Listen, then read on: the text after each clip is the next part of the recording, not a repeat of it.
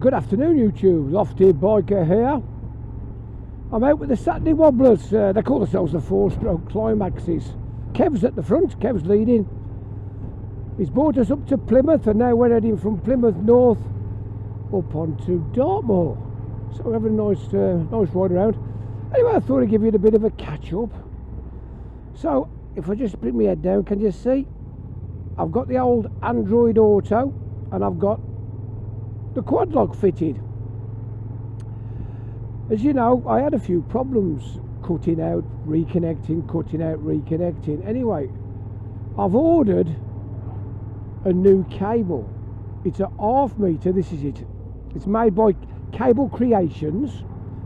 $5.99 off Amazon. It's a heavy duty data cable. It was the one with the fastest bits per minute I could find.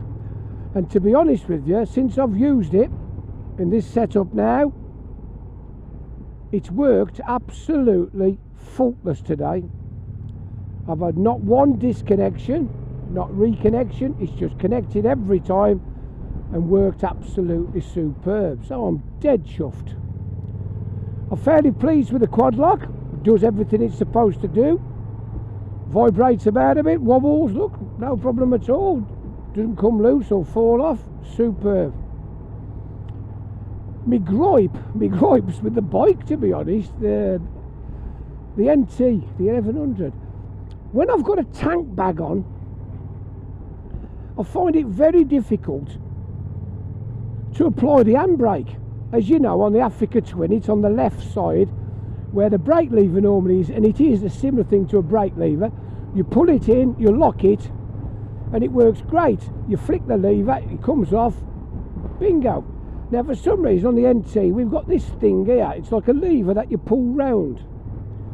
But of course the tank bag's on, you can't pull the lever. I've got my quad lock on, where the cable comes out, you can't pull the lever. So the only time I can actually apply the handbrake is when I'm stationary, or remove the quad lock or remove the tank bag. Bit of a ball ache really. Anyway, these roads are absolutely superb. The sun's just come out for us.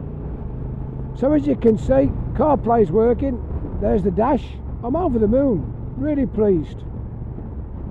Anyway, I thought I'd have a bit of a chat with you. Suzuki. I don't know what they've gone and done.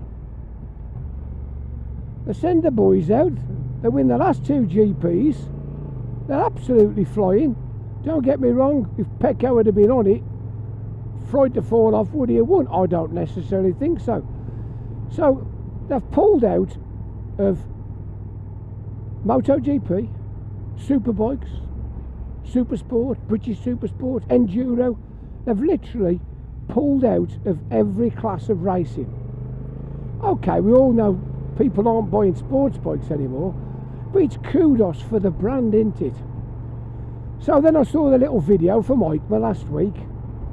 Brand new Suzuki models.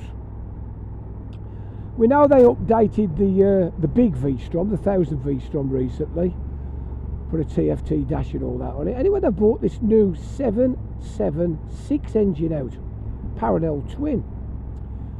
And they've put it in a bike they're called the GSX-S8.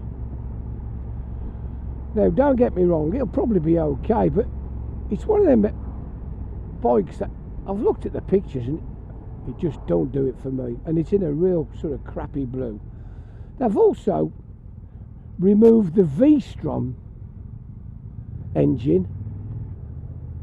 Don't get me wrong, they're still keeping the SV, so they're going to have the SV 650 and they're going to have an 800 V-Strom, but you can't call it a V-Strom because it's not got a V engine, it's got a parallel twin, so we'll just call it the Strom. I don't know if that's all they can produce as a brand new bike, the first brand new bike since 2017, a parallel twin. I don't know what's going on.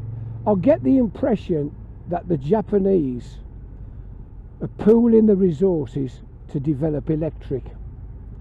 Originally the big four signed up to jointly develop an electric battery that could be removed, so you could keep battery banks. So when you're riding around and run out of electric, you pull up at a battery bank, swap your battery and carry on. Good idea. On all accounts, it's become that popular an idea that there are up to 20 large bike manufacturers all decided that they want to take part in this venture. Now that's fantastic news, to be honest. If that's what we're going to have battery banks all over the country where you can pull in, pick up a full charge battery and carry on.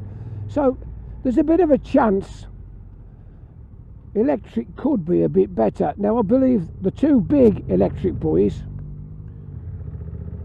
Zero and Energica, they're going their own way. But the price of the bikes, it's astronomical. It's absolutely scary. Between 20 and 30,000 pounds for an electric motorbike. By the way, I ain't got a clue where we are, and I don't know whether Kev knows where we are. But we're going straight through this little road by a pub, and there's a load of bloody horses parked outside. It all adds to the fun of a Saturday afternoon in Dartmoor. Absolutely superb. You can't fault it, can you? Nice little pub. So there's you go with the electric. 30 grand for a motorbike. I thought the Pikes Peak Ducati V4S was an expensive bike, but then you start talking the Energica electric off-road bike at 30 grand. I think it's pretty scary. Honda have come up with nothing special, have they? We're going to get the 750 Hornet with 750 Transalp. It's just rehashes of what they've done before. They've got nothing sexy or exciting in any of the ranges, have they, the Japs? I must admit, the one bike that did stand out for me at the show was the Fantic Caballero, the 700. But then I find out that the Fantic Caballero's got a CP2 engine, the one that fits to the MT07. So it's a Yamaha 700cc engine. I never realised that. The one good thing is you're going to buy an Italian bike with a Japanese engine that's going to be very reliable. Fantastic stuff. So I'm actually going up to the show next weekend. I'm going on the Monday the 21st. So if any of you are there, just drop me a message or something, and we'll meet up and have a coffee and talk bikes if you like. Be quite entertaining.